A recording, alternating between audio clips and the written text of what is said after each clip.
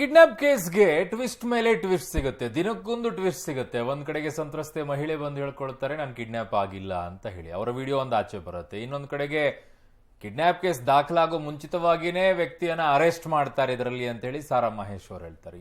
ಏನ್ ಹೇಳಿಕೆಗಳು, ಏನ್ ನಡೀತಾ ಇದೆ ಈ ಕಿಡ್ನಾಪ್ ಪ್ರಕರಣದಲ್ಲಿ ಒಂದು ಅರ್ಥ ಆಗ್ತಲ್ಲ. ಅದರ ಒಂದು ವರದಿಯನ್ನು ನಿಮ್ಮ ಮುಂದೆ ಇಡ್ತಾ ಇದ್ದೀವಿ, ನೀವು ಡಿಸೈಡ್ ಮಾಡಿ. ಕಿಡ್ನಾಪ್ ಕೇಸ್ಗೆ ಟ್ವಿಸ್ಟ್ ಕೊಟ್ಟ ಸಂತ್ರಸ್ತ, ಯಾರು ಅಪಹರಿಸಿಲ್ಲ ಅಂತ ಹೇಳಿಕೆ. ಪೆನ್ ಡ್ರೈವ್ ಸುಳಿಯಲ್ಲಿ ಪ್ರೀತಮ್ ಆಪ್ತರು. ಹೌದು, ಮಾಜಿ ಸಚಿವ ಎಚ್ ಡಿ ರೇವಣ್ಣ ಜೈಲಿಗೆ ಹೋಗಲು ಕಾರಣವಾದ ಕೆಆರ್ ನಗರ ಸಂತ್ರಸ್ತೆ ಕಿಡ್ನಾಪ್ ಕೇಸ್ಗೆ ಬಿಗ್ ಟ್ವಿಸ್ಟ್ ಸಿಕ್ಕಿದೆ. ಸಂತ್ರಸ್ತೆಯ ಮಗ ನನ್ನ ತಾಯಿಯನ್ನ ರೇವಣ್ಣ ಆಪ್ತರು ಕಿಡ್ನಾಪ್ ಮಾಡಿದ್ದಾರೆ ಅಂತ ಹೇಳಿಕೆ ಕೊಟ್ಟಿದ್ದ. ಇದೀಗ ಸಂತ್ರಸ್ತೆ ಉಲ್ಟಾ ಹೊಡೆದಿದ್ದಾರೆ. ನನ್ನನ್ನ ಯಾರೂ ಕೂಡ ಬಲವಂತವಾಗಿ ಕರೆದೊಯ್ದಿಲ್ಲ, ನಾನೇ ಸಂಬಂಧಿಕರ ಮನೆಗೆ ಹೋಗಿದ್ದೆ. ರೇವಣ್ಣ ಸತೀಶ್ ಬಾಬಣ್ಣ ನನ್ನನ್ನ ಅಪಹರಿಸಿಲ್ಲ, ಮಾಹಿತಿ ಕೊರತೆಯಿಂದ ನನ್ನ ಮಗ ದೂರನ್ನ ಕೊಟ್ಟಿದ್ದಾನೆ ಅಂತೇಳಿ ಸಂತ್ರಸ್ತೆ ಅಚ್ಚರಿಯ ಹೇಳಿಕೆ ಕೊಟ್ಟಿದ್ದಾರೆ. ಆದ್ರೆ ಇದು ಸ್ವಇಚ್ಛಾ ಹೇಳಿಕೆಯ ಅಥವಾ ಬಲವಂತದ ಹೇಳಿಕೆಯ ಅನ್ನೋದೇ ಯಕ್ಷ ಪ್ರಶ್ನೆ. ಊರಲ್ಲೆಲ್ಲ ಮಾತಾಡ್ತಿರ್ಕೆ ಬೇಜಾರಾಗಿ ತಡೆ ಸಂಬಂಧಿಕರ ಮನೆ ಇದ್ದಾರೆ, 4 ದಿವಸ ಕಾಲ ಕಳ್ಕೊಬರೋಣ ಅಂತ ಹೋದೆ. ಆದರೆ ಇವತ್ತು ಟಿ ವಿ ನೋಡಬೇಕಾದ್ರೆ ಗೊತ್ತಾಯಿತು ಈ ಥರ ಎಲ್ಲ ಮಾಡ್ತಾವ್ರೆ ಅಂತ. ಆದರೆ ನಾನು ಯಾವ ತೊಂದರೆನೂ ಏನೂ ಆಗಿಲ್ವಲ್ಲ, ಯಾಕೆ ಹಿಂಗೆ ಮಾಡ್ತಾವ್ರೆ ಅಂತ ನಾನೇ ಇದು ಮಾಡಿದೆ. ಆದರೆ ನಾವು ಈಗ ಯಾವುದಕ್ಕೆ ಅಲ್ಲಿ ಏನೇ ಯಾರಿಂದ ಏನು ತೊಂದರೆ ಆಗಿಲ್ಲ.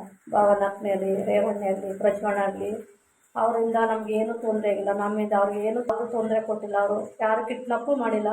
ಸಂಬಂಧಿಕರ ಮನೆ ಇದ್ದೆ, ಟಿ ವಿ ನೋಡ್ತಾ ಇದೆ, ಗೊತ್ತಾಯಿತು. ಏನು ಭಯಪಡಬೇಡ, ಚೆನ್ನಾಗಿದ್ದೀನಿ. ಎಫ್ಐಆರ್ಗೂ ಮುನ್ನ A2 ಅರೆಸ್ಟ್. ದೂರು ಕೊಟ್ಟ ಯುವಕ ಎಲ್ಲಿದ್ದಾನೆ? ಇನ್ನು ಮಾಜಿ ಸಚಿವ ಸಾರಾ ಮಹೇಶ್ ಹೊಸ ಬಾಂಬನ್ನು ಸಿಡಿಸಿದ್ದಾರೆ. ಕೆಆರ್ಪೇಟೆ ಕೇಸ್ನಲ್ಲಿ ಎಫ್ಐಆರ್ ಆಗುವ ಮುನ್ನ A2 ಆರೋಪಿ ಸತೀಶ್ ಬಾಬು ಅವರನ್ನ ವಶಕ್ಕೆ ಪಡೆಯಲಾಗಿದೆ ಅಂತ ಹೇಳಿ ಸಾರಾ ಮಹೇಶ್ ದೂರಿದ್ದಾರೆ. ರಾತ್ರಿ 9:50ಕ್ಕೆ ಎಫ್ಐಆರ್ ದಾಖಲಾಗಿದ್ದು ಮಧ್ಯಾಹ್ನ 12 ಗಂಟೆಗೆ ಸತೀಶ್ ಬಾಬು ಅವರನ್ನ ಕರೆದೊಯ್ಯಲಾಗಿದೆ. ಬೇಕರಿಯೊಂದರ ಸಿಸಿಟಿವಿಯಲ್ಲಿ ಸೆರೆಯಾಗಿದ್ದು ಪೊಲೀಸರು ಹಾರ್ಡ್ ಡಿಸ್ಕ್ ಅನ್ನು ಕೊಂಡೊಯ್ದಿದ್ದಾರೆ ಅಂತ ಹೇಳಿ ಸಾರಾ ಮಹೇಶ್ ಆರೋಪಿಸಿದ್ದಾರೆ. ದೂರು ಕೊಟ್ಟ ಯುವಕ ಅಮಾಯಕನಾಗಿದ್ದು ಆತನಿಂದ ಖಾಲಿ ಪೇಪರ್ಗೆ ಸಹಿ ಮಾಡಿಸಿಕೊಳ್ಳಲಾಗಿದೆ. ಆ ಯುವಕ ಎಲ್ಲಿದ್ದಾನೆ ಅಂತ ಹೇಳಿ ಮಾಹಿತಿ ಯಾರಿಗೂ ಇಲ್ಲ ಅಂತ ದೂರಿದ್ದಾರೆ. ರಾತ್ರಿ 2ನೇ ತಾರೀಕು ರಾತ್ರಿ 9:05 ಎಫ್ಐಆರ್ ಆಗುತ್ತೆ ರೇವಣ್ಣವ್ರ ಮೇಲೆ. ಬೆಳಿಗ್ಗೆ 12ವರೆಗೆ ಆ ಸತೀಶ್ ಬಾಬುನ ಹೆಬ್ಬಾಳ್ ಬೇಕ್ರಿ ಹತ್ರ ಇದ್ದವ್ರನ್ನ ಅರೆಸ್ಟ್ ಮಾಡ್ಕೊಂಡು ತೊಗೊಂಡೋಗ್ತಾರೆ.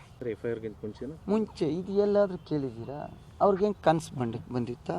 ಈಗ ಆ ಬೇಕ್ರಿನಲ್ಲಿ ರೆಕಾರ್ಡ್ ಆಗಿತ್ತಲ್ಲ ವಿಡಿಯೋ, CCTV ಫುಟೇಜ್, ಅದನ್ನು ಹಾರ್ಡ್ ಡಿಸ್ಕ್ನೇ ಎತ್ಕೊಂಡೋಗಿ 7 ದಿವಸ ಆದಮೇಲೆ ಕೊಡ್ತಾರೆ. ಪಾಪ ಅದು ಬೇರೆ ಕಡೆ ರೆಕಾರ್ಡ್ ಆಗಿದೆ ಅಂತ ಅವ್ರಿಗೆ ಗೊತ್ತಿಲ್ಲ.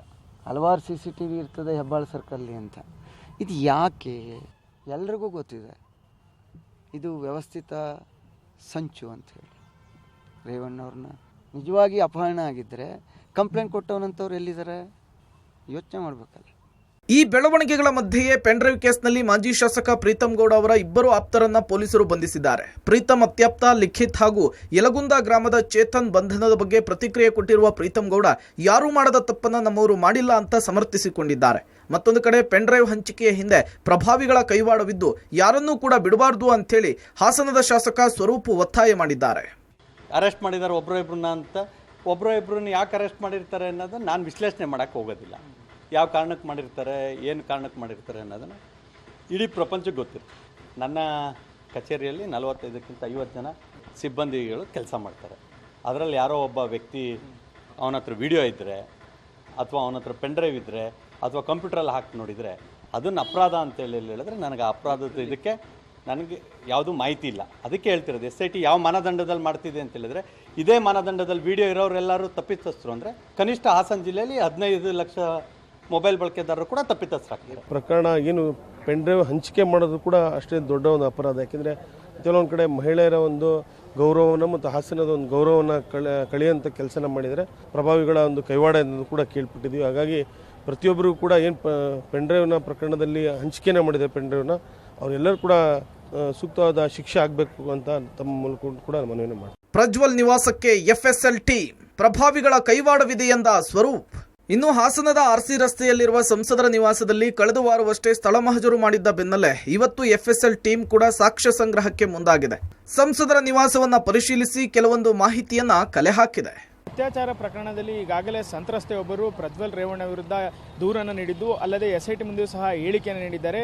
ಆ ಹೇಳಿಕೆ ಪ್ರಕಾರ SIT ತಂಡ ಮೇ 4ರಂದು ಹಾಸನದ RC ರಸ್ತೆಯಲ್ಲಿರ್ತಕ್ಕಂತಹ ಸಂಸದರ ನಿವಾಸಕ್ಕೆ ಆಗಮಿಸಿ ಸ್ಥಳ ಮಹಜರು ಮಾಡಿ ಹೇಳಿಕೆಯನ್ನು ಪಡೆದಿರ್ತಕ್ಕಂಥದ್ದು. ಈಗ ನೀವು ದೃಶ್ಯದಲ್ಲಿ ನೋಡ್ಬೋದು, ಇದು ಹಾಸನದ RC ರಸ್ತೆಯಲ್ಲಿರ್ತಕ್ಕಂತಹ ಸಂಸದರ ನಿವಾಸ.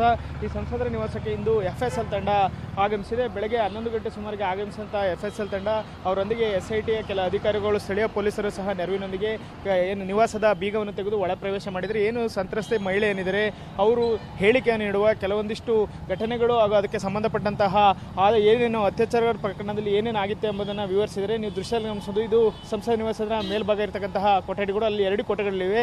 ಇಲ್ಲೇ ನನ್ನ ಮೇಲೆ ಅತ್ಯಾಚಾರವನ್ನು ಎಸಗಿದ್ರು ಅಂತ ಹೇಳಿ ಸಂತ್ರಸ್ತೆ ಹೇಳಿರ್ತಕ್ಕಂಥದ್ದು. ಹಾಗಾಗಿ FSL ತಂಡ ಅವರ ಹೇಳಿಕೆ ಏನು ವಿವರಿಸಿದ್ರು ಅದಕ್ಕೆ ಪೂರಕವಾಗಿ ಈಗ ಸಾಕ್ಷ್ಯ ಸಂಗ್ರಹಕ್ಕೆ ಮುಂದಾಗಿರ್ತಕ್ಕಂಥದ್ದು. ಕಳೆದ ಅರ್ಧ ಗಂಟೆಗೂ ಹೆಚ್ಚು ಕಾಲದಿಂದ ಸಂಸದರ ನಿವಾಸದಲ್ಲಿ FSL ತಂಡ ಸಾಕ್ಷ್ಯ ಸಂಗ್ರಹವನ್ನು ಮಾಡ್ತಾ ಇದೆ. ಒಂದು ವೇಳೆ ಸಂತ್ರಸ್ತ ಮಹಿಳೆ ಹೇಳಿದಂತೆಯೇ ಏನಾದರೂ ಸಾಕ್ಷ್ಯಗಳು ಪೂರಕವಾದಂತೆ ಸಿಕ್ಕಿದ್ರೆ ಪ್ರಜ್ವಲ್ ರೇವಣ್ಣ ಅವರಿಗೆ ಮತ್ತಷ್ಟು ಸಂಕಷ್ಟ ಎದುರಾಗುವಂತಹ ಸಾಧ್ಯತೆ ಇದೆ. ಈಗಾಗಲೇ ಸಂಸದರ ನಿವಾಸ ಮುಂದೆ ಬಿಗಿ ಪೊಲೀಸ್ ಬಂದೋಬಸ್ತನ್ನು ಸಹ ಮಾಡಲಾಗಿದೆ. ಒಂದು ಕಡೆ ಪ್ರಜ್ವಲ್ ನಿವಾಸದಲ್ಲಿ ಸಾಕ್ಷ್ಯ ಸಂಗ್ರಹಕ್ಕೆ FSL ಮುಂದಾಗಿದ್ರೆ, ಮತ್ತೊಂದು ಕಡೆ ಶಾಸಕ ಎ ಮಂಜುಗೆ ಪೆನ್ಡ್ರೈವ್ ಅನ್ನು ನಾನು ಕೊಟ್ಟಿದ್ದೆ ಅಂತ ಹೇಳಿ ನವೀನ್ ಗೌಡ ಆರೋಪದ ಬೆನ್ನಲ್ಲೇ SITಗೆ ಮಂಜು ದೂರಿದ್ದಾರೆ. ಈ ಪ್ರಕರಣಕ್ಕೂ ನನಗೂ ಯಾವುದೇ ಸಂಬಂಧ ಇಲ್ಲ ಅಂತ ಹೇಳಿ ಸ್ಪಷ್ಟನೆ ಕೊಟ್ಟಿದ್ದಾರೆ. ಬಹುಶಃ ನನಗೆ ಅನ್ನಿಸ್ತದೆ ಇದರಿಂದ ರಾಜಕೀಯ ಷಡ್ಯಂತ್ರ ಇರಬಹುದು. ಯಾರ್ಯಾರಿದ್ದಾರೆ ಏನು ಅಂತಕ್ಕಂಥದ್ದು ನನಗೆ ಗೊತ್ತಿಲ್ಲ. ನಾನು ಬೇರೆಯವ್ರ ಥರ ಅವ್ರ ಮೇಲೆ ಹೇಳೋದು ಇವ್ರ ಮೇಲೆ ಹೇಳೋದು ನನಗೆ ಅಭ್ಯಾಸ ಇಲ್ಲ. ಅನ್ಲೆಸ್ ನನಗೆ ಫುಲ್ಲು ಕರೆಕ್ಟಾಗಿ ಗೊತ್ತಾಗೋವರೆಗೆ ನಾನು ಯಾರ ಹಿಂದೆ ಇದ್ದಾರೆ ಅನ್ನೋದನ್ನ ಹೇಳೋಕ್ಕೆ ನಾನು ಇಚ್ಛೆ ಪಡಲ್ಲ. ನನಗೆ ಗೊತ್ತೇ ಇಲ್ಲ, ಅವ್ನ ಪರಿಚಯನೇ ಇಲ್ಲ ನನಗೆ. ನಾನು ಮದುವೆಗೆ ನನ್ನ ಕ್ಷೇತ್ರದಲ್ಲಿ ಹೋಗಿರೋದು ನಿಜ, ಬಟ್ ಅವ್ನು ನನಗೆ ಭೇಟಿ ಆಗಿರ್ತಕ್ಕಂಥದ್ದಾಗಲಿ ಮಾಡಿರ್ತಕ್ಕಂಥದ್ದಾಗಲಿ ಅದು ಸುಳ್ಳು. ನನಗೂ ಅವನಿಗೂ ಭೇಟಿನೇ ಆಗಿಲ್ಲ. ಒಟ್ನಲ್ಲಿ ಹಾಸನದ ಪೆನ್ಡ್ರೈವ್ ಕೇಸ್ ದಿನಕ್ಕೊಂದು ತಿರುವನ್ನು ಪಡಿತಾ ಇದ್ದು, ಇದರಲ್ಲಿ ಯಾರ್ಯಾರು ಸಿಲ್ಕೊಳ್ತಾರೋ ಪಾರಾಗ್ತಾರೋ ಅನ್ನೋದನ್ನ ಕಾದು ನೋಡಬೇಕಿದೆ. Bureau report, public TV.